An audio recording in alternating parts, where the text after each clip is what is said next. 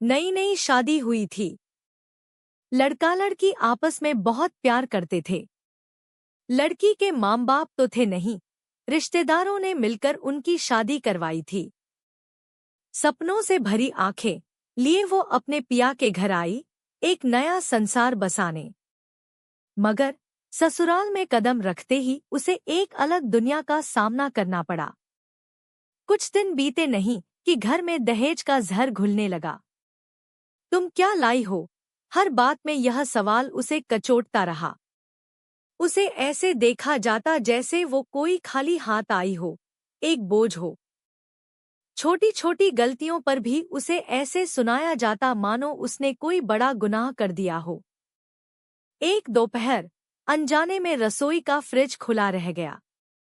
बस फिर क्या था? सास और बाकी औरतें उस पर टूट पड़ी। जब कुछ लाई नहीं तो कम से कम चीजों का तो ध्यान रखो। उनके तीखे बोल उसके कोमल मन को छलनी कर गए। वो पढ़ी लिखी लड़की, जिसने हमेशा सम्मान और प्यार पाया था, गुमसुम होकर आंसू बहाती रही। उसे लगने लगा कि उसका प्यार, उसकी शिक्षा, सब बेकार है। इस घर में तो बस दहेज की कीमत है। तभी जैसे उसकी प्रार्थना सुनी गई हो, उसका पति कमरे में आया। उसने उसकी भीगी आंखें देखीं और उसका दिल पिघल गया। क्या हुआ? क्यों रो रही हो? उसकी आवाज में गहरी चिंता थी। पत्नी ने सिसकते हुए सारा हाल कह सुनाया। फिर जो हुआ, उसने घर के माहौल को हमेशा के लिए बदल दिया। वो शांत रहने वाला लड़का, जो हमेशा अपनी माँ और बड़ों का सम्मान करता था, आज गुस्से से भर उठा। वो सीधा बैठक में गया और अपनी माँ और परिवार के अन्य सदस्यों को सुना दिया। उसकी आवाज में दृढ़ता थी, अपनी पत्नी के लिए अटूट प्यार का बल था। आज के बाद मेरी पत्नी को कोई कुछ नहीं बोलेगा। उसने जो कुछ भी किया है, वह मेरा भी घर है और अब यह उसका भी घर है। अगर किसी ने उसे तकलीफ पहुंचाई, तो मुझसे बुरा कोई नहीं होगा। मैंने उससे शादी उसकी सादगी और प्यार के लिए की है, तुम्हारे दहेज के लिए नहीं। उस दिन के बाद से घर में अजीब शांति छा गई। लड़के की बहनें और बाकी रिश्तेदार औरतें अब उस घर में नहीं आती थी। जैसे उस नई बहू के आने से उस घर के दरवाजे बाहरी लोगों के लिए बंद हो गए हों। सास और घर के बाकी सदस्य अंदर ही अंदर कुढ़ते रहे, लेकिन पति के तेवर देखकर किसी की हिम्मत नहीं हुई कि कुछ कहे। एक दिन पड़ोस की कुछ औरतें आईं और सास से पूछा, तुम्हारी बेटियां आजकल दिखती नहीं? सास ने बनावटी दुख दिखाते हुए जवाब दिया, जब से यह नई बहू आई है, इसने सबका आना जाना बंद करवा दिया है। पता नहीं क्या जादू कर दिया है। उस लड़की ने यह सब सुना। उसके दिल में एक दुख की लहर दौड़ गई, लेकिन इस बार उस दुख में गुस्सा भी शामिल था।